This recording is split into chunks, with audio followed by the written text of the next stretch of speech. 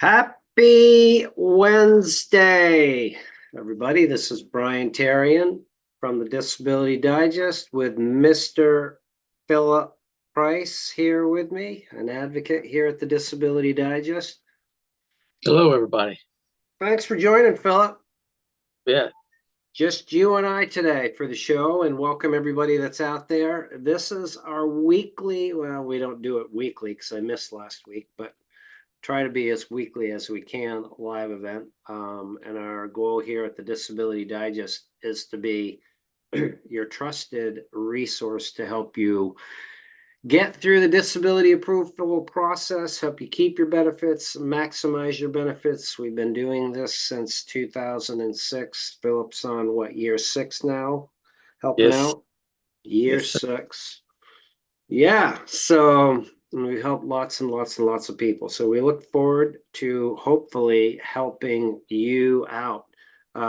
If you're new here, I encourage you to subscribe. I definitely want to share today's show. I'm going to release some new information that we have just learned about your Social Security benefits. We're going to answer some questions and we'll even take some phone calls at the end. Yep. All right. You ready to get going? Yep, I'm ready. So let's do this first, Philip. The first thing I want to do is I want to share with everybody some changes to the Social Security disability system, Social Security disability benefits. Last week we did not have a live because I was away at a conference of disability representatives in Atlanta, Georgia. And I have up on my screen the Wikipedia page for Martin O'Malley. This is the new commissioner of Social Security who is a keynote speaker at the event. And I usually don't get too excited about this stuff because, well, there hasn't been much change in Social Security, in my opinion, of significance, like for a while. I mean, claims difficult to get approved, service levels are horrific, etc. But there has been some changes, and there is the possibility for you to help with further improvements to the disability system. So here's a few key takeaways about Commissioner O'Malley. He has a proven track record. He was mayor of Baltimore and governor of Maryland before he became appointed. And he and looking and listening to him in his presentation, he surrounds himself with some pretty smart people, but he makes shall I say, like data-driven decisions. So he's been out traveling around collecting information, looks at the data, makes a decision. Maybe that doesn't mean much to you, but it's been effective. So some of the things that he has done recently is he has changed the dreadful experience of overpayments. So in the past, if you get an overpayment letter, like let's say you've been on benefits for 2 years, Social Security sends you a letter and says, listen, you owe us $48,000 because we overpaid you. And we're asking for it back in 30 days. This stuff happens. There's been videos on this. Anderson Cooper from 60 Minutes has done news pieces on it. Here's the change. Instead of being on the hook to actually pay all of the money back, the maximum amount of a repayment plan would be 10% of the amount that you are expected to pay back. So if your check is $2,000 a month, the most you're going to pay is $200, and you can negotiate that.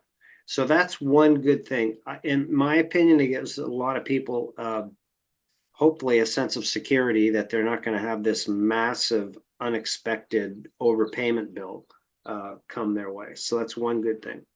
Second one is, this applies to some individuals here, but not many. If you are a Social Security applicant, or maybe you've applied for SSI, and this SSI is for those that have not worked 50% or more of the last 10 years. That's a common application.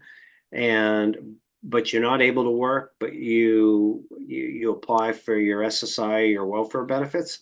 That's the SSI, which is different than SSDI, your Social Security Disability Income, where you would have worked 50% or more of the last 10 years. So for SSI in the past, they consider all of your resources, which is, monies that you have, investments that you have. You can have a house and a car.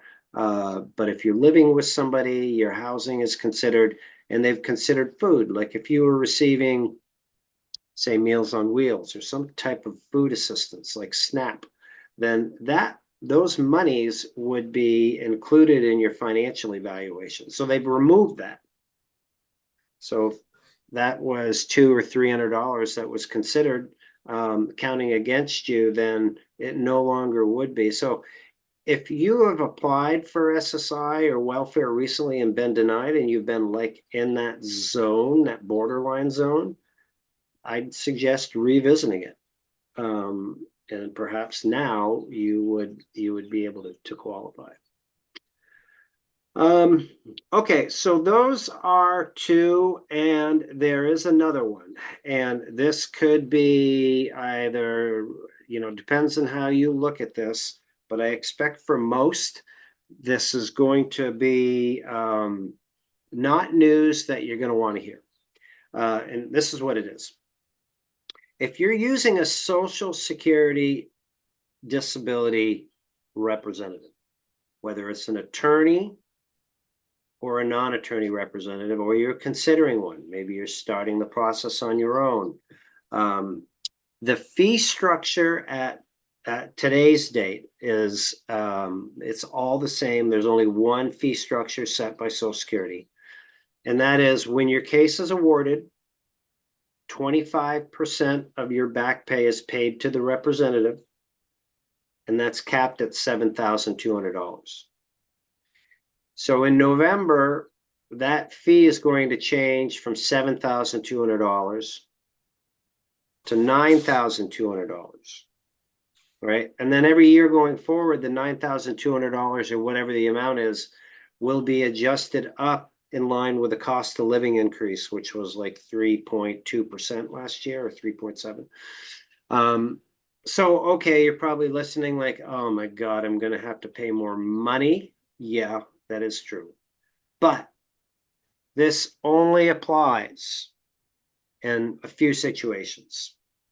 It only applies if you don't win your case quick.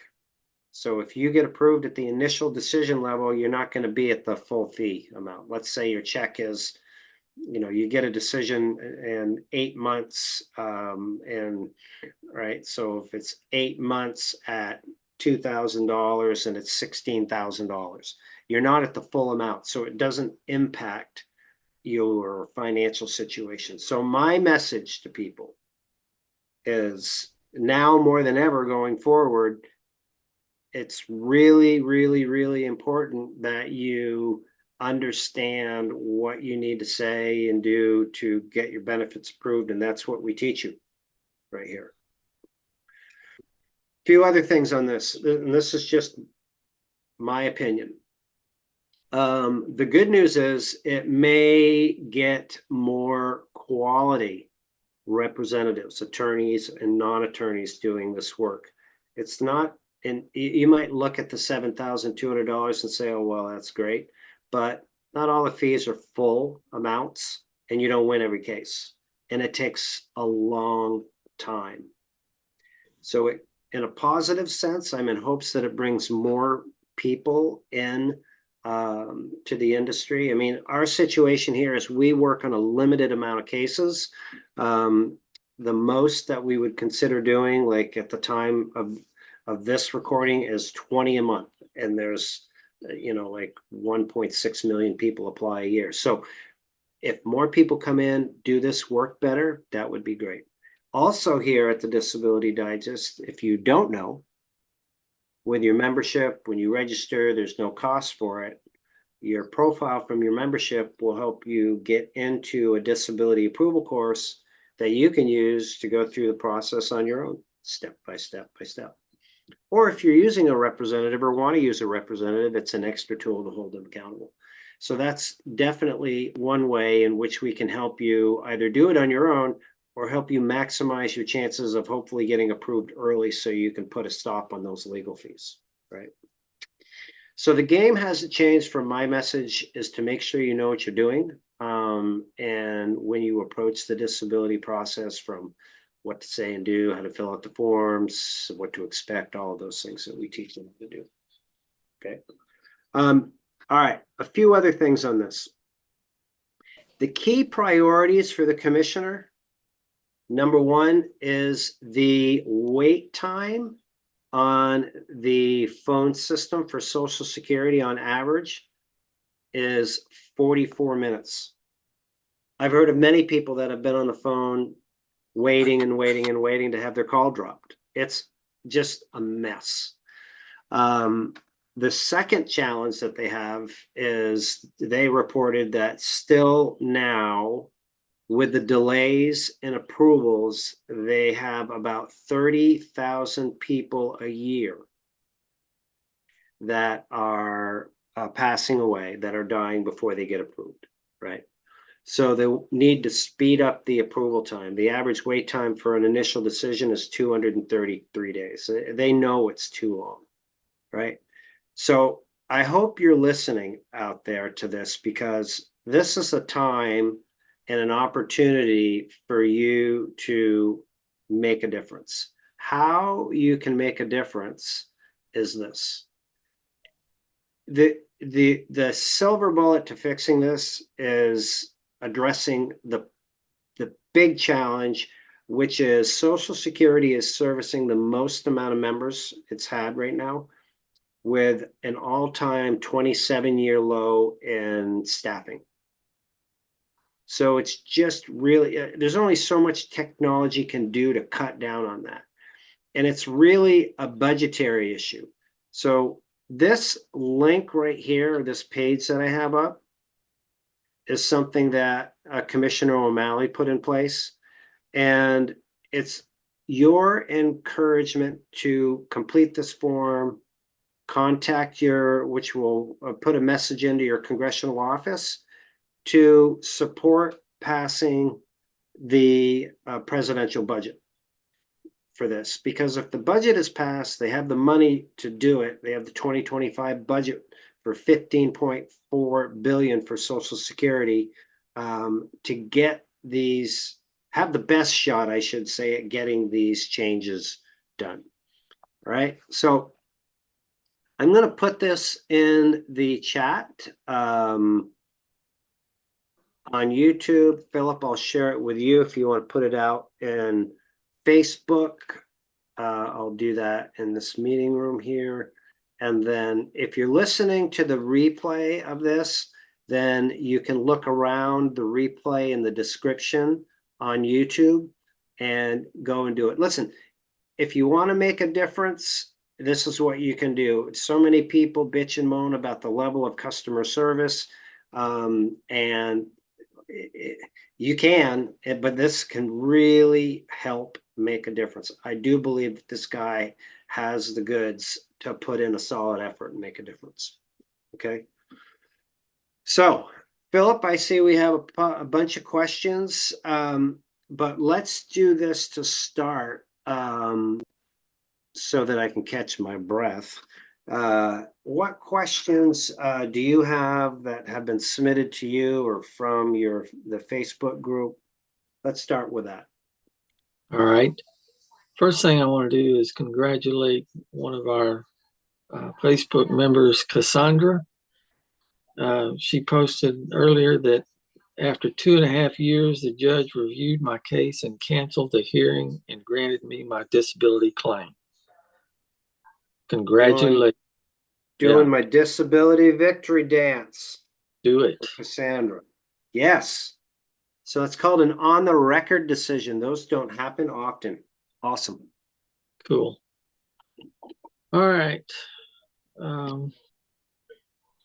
We got one here from Montego. He says, why would they take someone off SSDI and put them on SSI?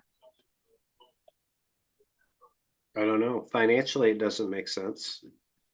I've never known that to happen. There's got to be more to it than that, right? Yeah, right. All right, here's another one. When my dad is applying for disability, can he receive unemployment even though he got contract but denied it because due to his disability, he can't continue to work? Yeah, this is a really good one. So with unemployment, right, Philip, you are attempting to say that there's no jobs, right? Right. For disability, your case for disability is that I cannot work. So they do contradict each other. However, there are people that have been through the approval process that have collected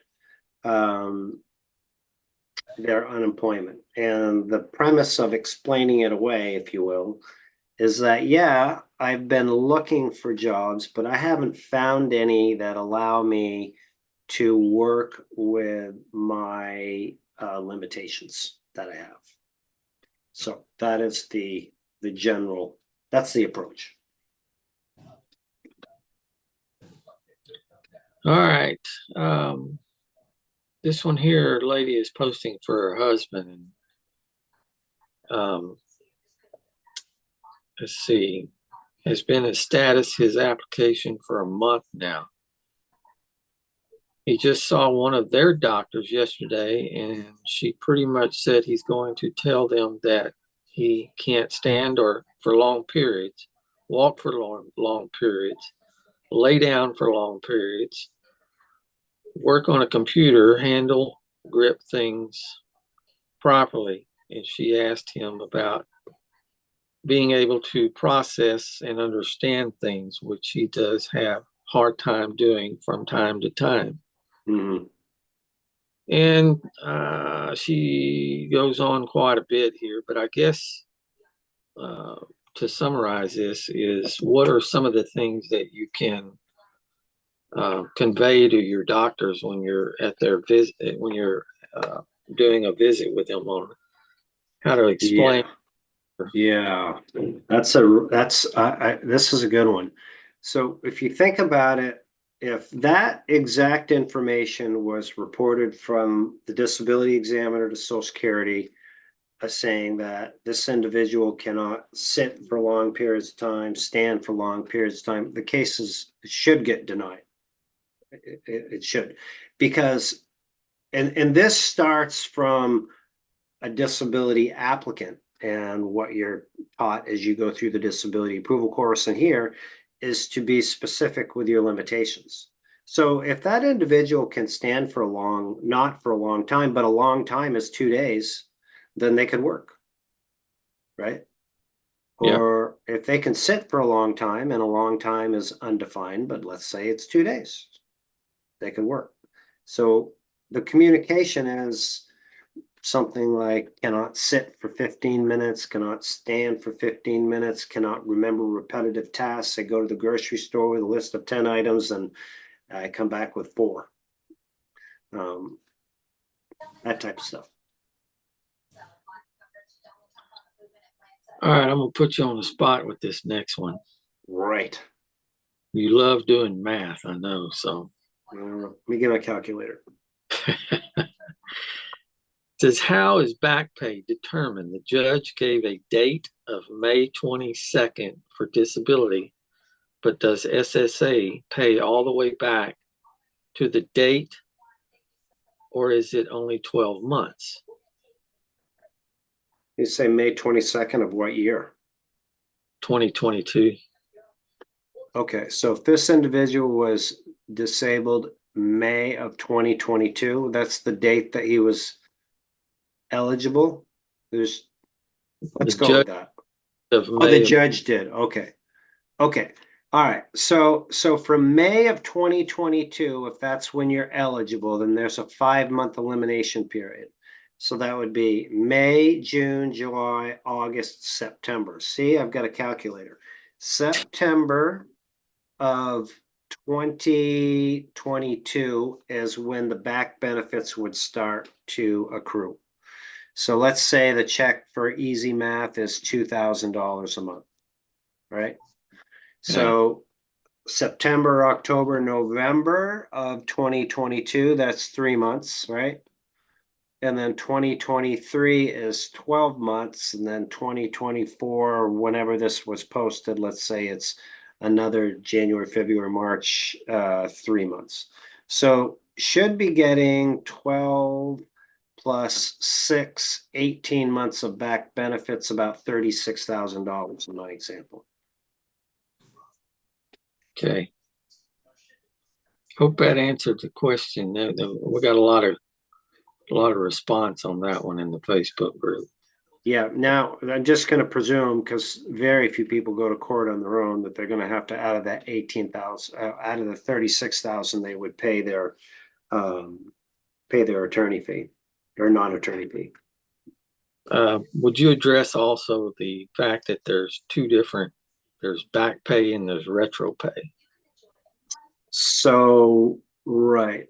So back pay is from the time that you applied going back, right? And then the retro pay is the pay from the date that you applied for every month that accumulates until you're approved. Okay. All right. Next one is from Kaya. Says, does the reconsideration stage take as long as the initial stage? Hard to tell, but I would go with, if I had to choose a yes or a no based on the numbers that we see, I'm going to go with yes. Keep in mind that it's the same office that makes the decision, so it's just you're having them reconsider your initial decision, and the workflow, if it's busy and they're backed up, which most are in the offices, then yeah. All right. Last one. Is it possible to receive both SSI and SSDI? Yes, it is. Yeah. So the general parameters would be, if your disability check is, say, below the $1,500 a month threshold, and that's your only like income resource, then you can receive like Medicaid in that area. So you can be Medicare, Medicaid eligible. But as you go down in check amount, then the more like resources you could get. And there, I've met some people that have part of their income as SSI and part of it is Social Security disability. So if you haven't worked a lot but qualify for a disability check of like $200 a month, but you qualify for the financial assistance for the SSI, then that could bump you up. Okay. One more. Robert sent in a letter. It says, what does this letter mean? It says, I meet medical requirements for disability, but haven't decided if I meet non-medical requirements. Is this good or bad? Considering that proving that you medically qualify is the most difficult part, because you need to prove that you have conditions that are diagnosed, being treated, you have limitations that prevent you from being able to work. So they've looked at all that and said, yep, you meet that criteria. What they're now looking at is your work history. Have you paid enough taxes to qualify for a disability check? Which I find this absolutely mind-blowing, because why don't they do that first before they go through months and months and months? Because, right, the medical doesn't matter. Would only make sense, but you're talking about. Right, right. Maybe Commissioner O'Malley will change that one too. I'm sure it's low on the priority list. Yeah. All right, All right, all that's I've got. it? That's Okay, it. all right, good. So there's some questions in the room here, but I'm going to open up the phone lines as well. I'm going to try to, they say multitasking isn't healthy, but I'm going to give it a shot. So in a moment, I am going to put the number up on the screen that you can call in on, and then I will at the same time attempt to address some of the questions that are in the chat. Okay. Before they go up, right? It doesn't matter. All right. Now, okay, so phone line is open. 844-717-2454. Give us a call if you have a question.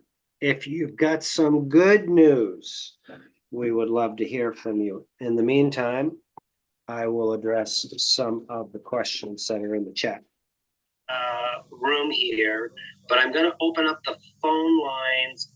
All right.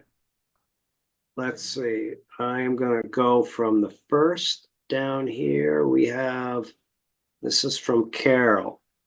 I did solicit an attorney who filed an appeal, denied again. Why would a statement say he qualifies for SSDI and the local Social Security office say differently?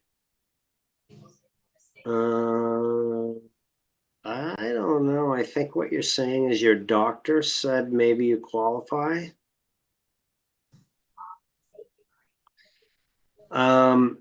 I don't have enough. It's not clear to me what the question is. Oh, I see. We have a whole chat of questions about this. Watch your information videos. Various. Okay, so you're approved. They issued. I see. Okay, so this is the same question that you answered. It was approved for was approved for SSI, but not SSDI. And that would likely be because it hasn't worked 50% or more the last 10 years. So in order to qualify for your disability income, you need to have worked 50% or more of the last 10 years and pay your taxes. And it could be that this is a younger individual or doesn't have the work history. Okay, here's an earnings question, which I will get back to in a moment. I'm just going to take this call. Thought I would. I lost the call. So whoever just called in, you're welcome to call back. But for earnings, the earnings is not quite right because it says here, I was told I can earn about $800 to $900 a month on SSDI. Well, the earnings amount is actually, it depends if you're approved or not. And I'll get back to that in a minute. Thanks for calling. It's Brian Terry, and who am I speaking with? Hello. Hello. Hi. I'm sorry. My name's Luann. Hi, Luann. Thank you for taking. Hi. Thank you for taking my call. Yeah. I just am wondering if you might know about People's Self-Help Housing. It's government housing, low income, and they reduce your rent based on your income. And I'm wondering if you know if receiving SSI, if they consider that income for raising your rent. I want to make sure I get the question. So are you currently an SSI recipient? Yes. And so if you are receiving housing, like, is it considered like a deemed resource that would reduce your check amount? Yeah, I think. Yeah. Yeah, I hadn't thought about it that way, but. Right. So it'd be like if you're receiving $300 in equivalent value for housing, is that going to reduce your check amount for SSI? On that one, I am not quite sure because it's not like you're allowed to own a house and it doesn't impact your SSI, but your situation is different and that you're being provided housing. Have you asked anybody Right. else, like the housing organization or? I actually, they're going through a management transition, and I can't get an answer. So I know it's just the transition they're going through, because they're usually pretty good about the manager here getting back to me. So Right. I thought maybe I might get a faster answer if you Right. knew up, You know, if you've dealt with that before. this is my suggestion to get the real deal on that is, are you a Mhm. member here at the Disability Digest? I'm subscribed. I've been following you for about a month Okay, so you get our emails or are you just on the YouTube channel? on YouTube. Uh-huh. Okay, so I would suggest this. I would join as a member of the Disability Digest. There's no charge. Then Mm-hmm. email support and ask for directions to your local Okay. Center for Independent Living, or without joining as a member, you can search the YouTube channel for Centers for Independent Living and then Okay. contact your local Center for Independent Living. They're government funded help organizations. They exist in Okay. every community, and Oh. they have housing counselors there. And Oh, great. and it to get the right answer is have the exact program, any paperwork or documentation that you have that supports it, so that they can Mm-hmm. determine if it's going to be, what the answer is going to be for you. Yeah. Okay. So Great. That's very helpful. Thank you so much. yeah, and there's a lot of other resources that the centers Mm. offer. So Okay. again, search the YouTube channel or join us as a member, contact support, and that will help you out. Okay. Perfect. Thank you so much. You're welcome. Thanks for calling, Luann. Have a great day. Okay. God bless. Have a great God day. bless. Bye-bye. Bye. Okay, so I'm going to finish up the answer about earning money.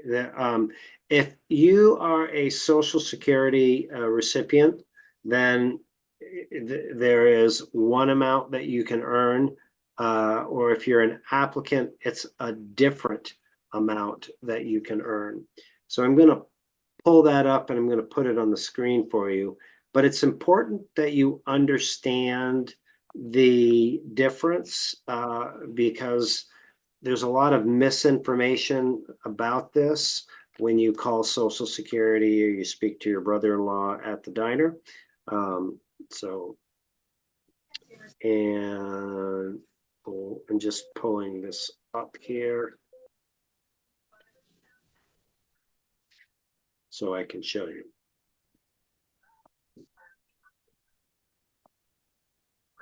Okay. And I'm going to put this link in the chat, which is the how much you can make, and so that you actually have it, and I'll go through it with you here. On this page, there's a video that's going to explain like what I'm going to go through with you. But down here, there's two different links. Like this is how much you can make and apply for disability. And then below that is how much you can make and keep your disability benefits. So I'm going to go to the bottom one about how much you can make and keep. And what this shows you is the amount for 2024, which is $1,110 a month. Now, my advice to people is to take the safe route. Is if you earn under that, ideally like 20% under that, you can earn that each and every month. Now, if you go over that, then you start to use your trial work months, right? And you'll have 9 of those that you can use over 5 years. So to stay below the radar, if you will, that is the earning amount. Similar concept for those of you that are going through the approval process, is that the amount that you can make is $1,550 a month. That doesn't mean you can get approved when you're making that. Actually, any work that you do going through the approval process is gonna be detrimental to your case. So let me address another question in chat, then we'll open up the phone lines again. Some of these are like an ongoing chat, so I'm just trying to piece it all together. Okay, hello, I'm at the last step of filling out my disability application. I'm at the part where I explain my disability. What information should I include in this part? What do you think, Philip? You have an opinion on this? I'm sorry, say that again. We have an individual that's completing their disability application. It sounds to me like they're in the online application and there's a remarks section. And in this section, you can put a short, concise statement as to why you qualify. Like what would you have a general, like 1 or 2 sentence comment or advice for this person? Like what should go in there? Without knowing their situation, probably, explain what it is that's keeping you from doing what you've done in the past as far as your work goes. Mm-hmm. Mm-hmm. And be as detailed as you can be about it without doing a 1,000-word paragraph or trying to explain it. Just put a short bullet point about what it is that you cannot accomplish that you used to be able to do. Yeah. Well said. I am going to put in the chat a YouTube live event that we did on how to craft a short, concise statement proving that Like you entrance. qualify for disability benefits. So this is the intro to it, but it teaches you how to take your work, your conditions, and put them into a short phrase and then enter them into like Chat GPT and get a short, concise statement for your disability application. Now, listen, I feel, it's just my opinion, I feel that everybody, whether you're a disability recipient or a disability applicant, should have your short, concise explanation down as to why you qualify for your disability benefits. Because you could be reviewed, or of course, if you're applying, you want to know the premise of your case. All right, so you want it to be consistent across the board too, in every correspondence you may have with Social Security. That's a good point. Short, concise, and consistent. Okay, I have the phone lines open. We have another caller. Thanks for calling. This is Brian. Who am I speaking with? My name is Holly. Hello, Holly. How are we Hi. doing? I'm doing okay. Thank you for taking my call. I haven't applied for disability yet. I'm currently a nurse. I've been working as a nurse for about 10 years now. I've taken some breaks to try to reduce my working schedule. I've been dealing with scoliosis for the last 35 years, pain, and working through some of the things.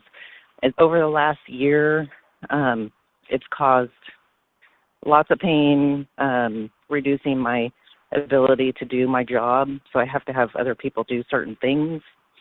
So I'm thinking about applying. I didn't know, my question is, if I apply for or look into VA benefits, my dad said that he was exposed to Agent Orange and potentially that could be something that would be covered under that because they have done some studies that cause that. Is that something that would be in addition to disability, or would it be better just to go the disability route and forego even looking into veterans benefits. I'm not sure. I'd like to learn just a little bit more if I could. Sure.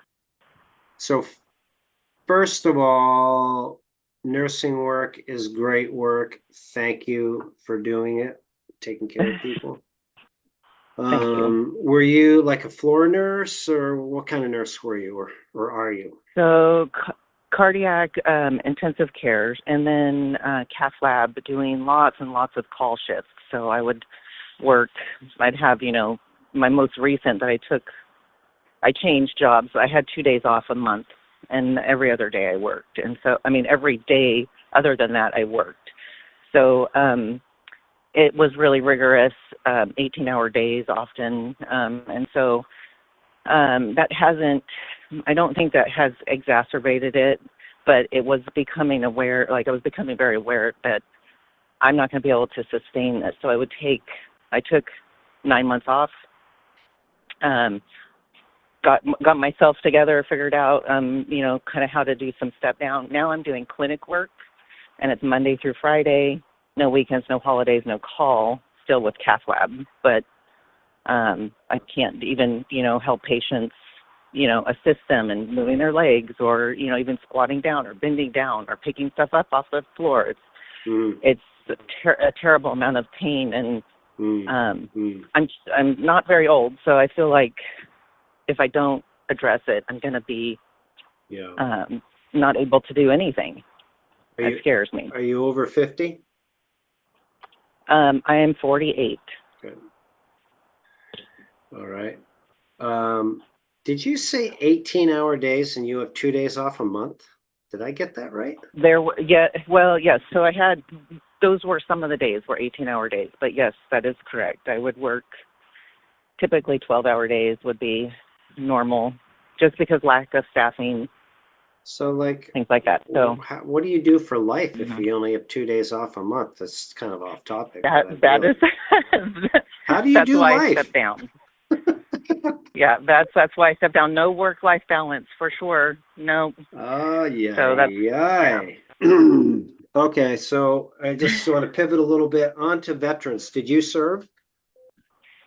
So no, my dad did, and he said in Vietnam, he sat on barrels of Agent Orange and went in the field. He was a medic, a combat medic. So he said the research that he's done, I know it's spina bifida is one of the things that is approved for that. Scoliosis is iffy, but it does, I do have a functional disability. I can't do a lot of things, especially recently. And so I've had a lot of treatments and tried a lot of things, but nothing seems to work. I'm not a veterans expert, but I might be learning something here. Are you saying that because your father was exposed to Agent Orange, it could have had an impact on your health, which allows you to file for VA benefits? Correct. And it has to be before the child was conceived. They had to have served in this particular area where they would do Agent Orange. And if I had spina bifida, it would be, I don't think there'd be any question. It would just be file and I'd get it. Wow. I'm just doing research on it now, but I don't want to, I want to do whatever's going to be the best route to go. Yeah. Whether that's one or the other or both, I don't know. Sure. So, Philip, have you ever heard of this, the VA thing? First time I heard of it. Wow. We're new here. Philip's 6 years and I'm on Okay. 18. So, we're just getting started. But here's my take, Holly. We've currently working with, I'd say 20% of the people, 22% that we work with are veterans that have served, not like your father, but they're military veterans. And so my point is that you can pursue both. And there are two different benefits based on two different criteria to do that. So for sure. Now, I would say you need to go for that if you can. Oh, are you there? Yeah. I was just, Okay. Philip is with me, but you can't hear him, and he was just speaking to me. But he echoed the Oh, fact that okay. you should definitely go for the VA piece as well. So for Social Okay. Security, let's talk about that. I think Okay. ultimately, unless you can like delegate all of your work to somebody and still get paid, you need to just ask yourself the question, like, can I work? And in your situation, because of your age, Hmm. the question is, can I do any job? Because Social Security, although you've been a Right. nurse, but you're under Hmm. 50, so they're looking at the criteria of doing any job. Um, and Right. and if So you, sitting and standing, I'm sorry to interrupt you, but sitting and standing both um, cause me extreme pain. So I'm in a 6 out of 10 pain constantly, mhm, standing all day. I can't sit down. yeah, I do not sit down. I have not sat down at work for a year and a half yeah, at all. Like I don't sit down to do paperwork. I stand to do everything, and it's exhausting. So, but that also causes inflammation, and so it would have to be a job that I lay down for, which I don't know any jobs that I could do that that are good to do. So, I mean, I could probably do phone nursing maybe. I don't know, but I mean, I yeah. don't know what they would figure out, but Yeah. Here's yeah. here's one way to look at it. I think sometimes people overcomplicate the disability application process. Mhm. And one way to look at it is you look yourself in the mirror and say, can my body deal with this? Right now, anyway. Right. And if the answer is no, I'm not able to work, then apply for disability. And now, if you can find a job where you can get back at it, then Mhm. you're not paying any money to apply for disability. It's just going to suck up some of Right. your time, which we can help you reduce here at the Disability Okay. Digest. There's no possible way to eliminate it, but reduce it. Then you can go back to work. Right. And if you go back to work and you try like, remote nursing or Mhm. something like that, and it doesn't work, then that could actually be good evidence to prove that you tried to Okay. work and you cannot work. Gotcha. Gotcha. So the other question I had, and I'll finish with this, but I filled out the information. I've gotten some phone calls. I'm leery to answer them or respond to the emails because I mean, now that I'm talking to you, I'm sure it's fine, but I'm worried because I'm like, is this a scam? Like, are they trying to call? Because I filled out the information from y'all, and I think I need help, but I also, you know, it's free, but is it free but not, it's like free to sign up, but then there's all these other things that you pay for. I just didn't Oh, yeah, yeah, yeah. should I answer those questions? Should I answer the phone? Should I talk to you guys and is it something that's going to be helpful for me? Hmm, that's a kind of a loaded question. Well, I I'm think sure that there's other parts to it, but I mean, this might help you understand it. I mean, our business is okay. this. We're for profit. We make money. We make money three ways. But your membership is free. And when you join us, Okay. you fill out a profile, which gets you access to a disability approval course that you're not in yet because you haven't spoken to one of our team members. And when you Right. do, they'll help you understand what section of it you need. They'll get the condition specific information with you. And if you'd Mm-hmm. like, they'll do an evaluation. They'll take down detailed information about 12 different areas, and then they'll Okay. bring it in and it's collectively reviewed, and we'll give you an assessment, an evaluation of your case, thinking that, Okay. okay, could it be approved? Could it not be approved? And if it could Mm-hmm. be approved and we can help you and you would like to use us, and if we have availability, because we only work with a limited amount of people, then Right. that's your choice. Or maybe you want to use the course and do it on your own for a while, or hopefully you do it on your own and you get approved. But the membership Okay. and the course, there's no charge. So we make money three ways. Okay. If people choose to use us and we choose to work with them to get their benefits approved, that's one. Two is Okay. once they're approved, then we help them with their insurance decisions. We're licensed insurance agents here, so we help them with that, which doesn't cost them anything. Or the Okay. third way we make money generally is we're in a partnership program with Google and YouTube. So these videos and that we have, or the replays Oh, of sure. videos Yes. have ads on them. Those are the three ways. But other than that, I mean, if there's ever any charge on our website, there's actually a $133 guarantee. If you ever ask for a credit card or to be paid for anything, then we'll send you a check. We never had to do one because we don't do that. So Okay. it really comes down to All trust, and right. I appreciate the fact that you stepped up and you're willing to call in and ask the question. And Yes. some people are going to be like, I don't know what if I should ask this. I might offend them. Right. Good for you. Well, I'll definitely kind of move forward on that process and see, Yeah. kind of the information that I need, because I don't want to stop working because I need insurance, but it's becoming very, very clear that this is not sustainable, and I Yeah. can't quit because insurance and income. So Well, true. One thing to keep in mind, though, is more of a long-term strategy.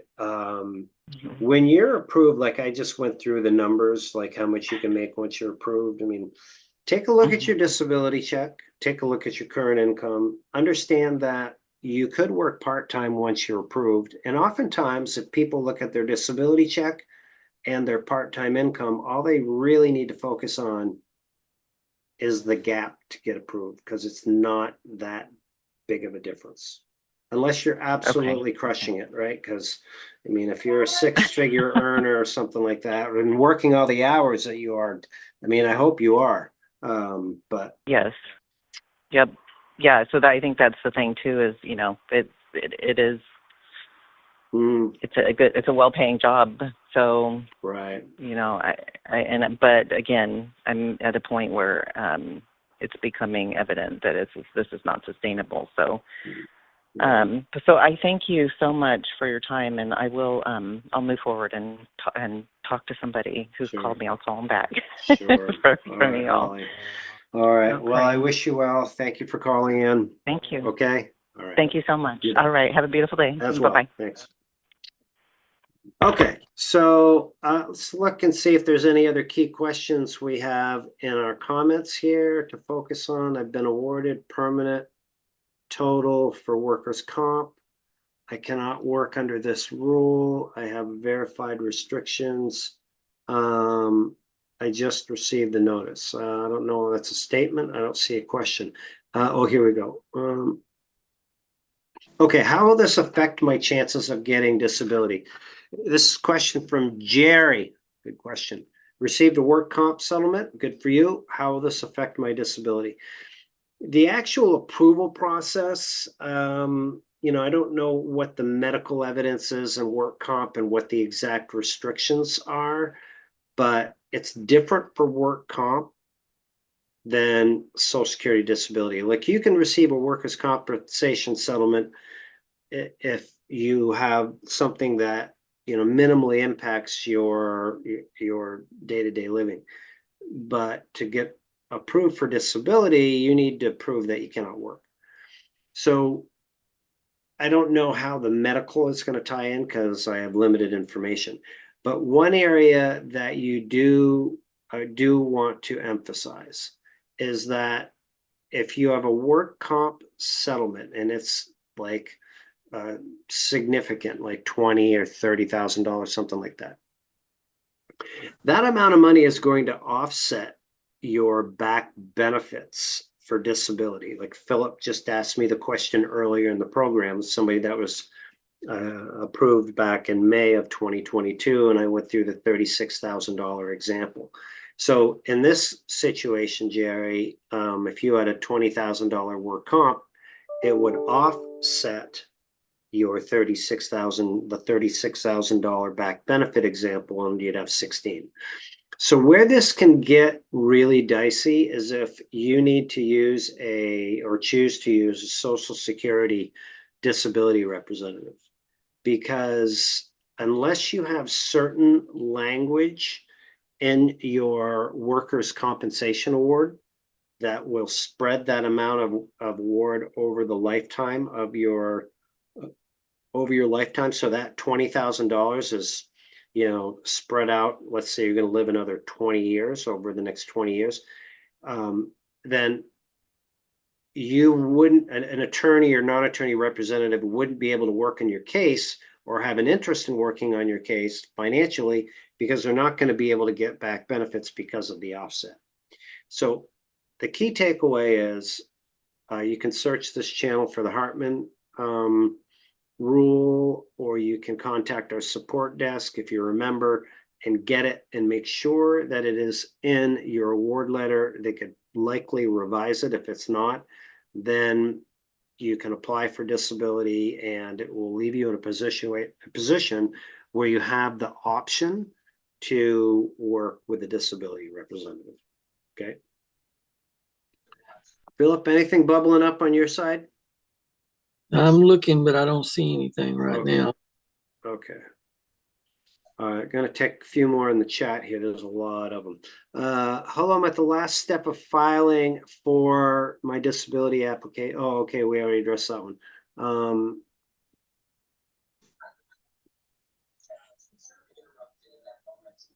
right.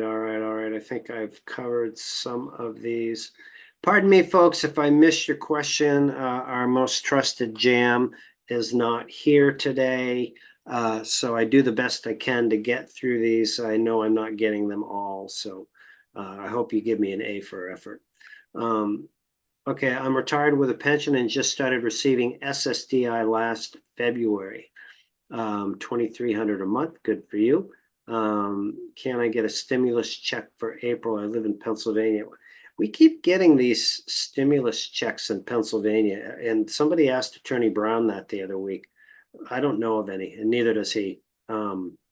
So hopefully you can, but I just don't know of it. I thought all the stimulus stuff had dried up. Okay. So listen, folks, we are going to wrap up for the day. A few things I want to share with you in closing. We will be back here next week. Hopefully, Philip, you'll be back here too. And yeah.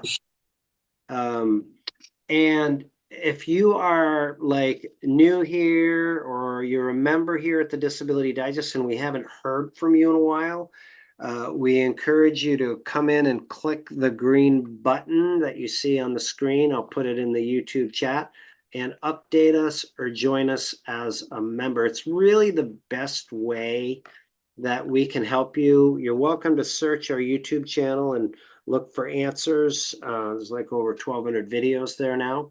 But your profile will direct you to the right information and resources.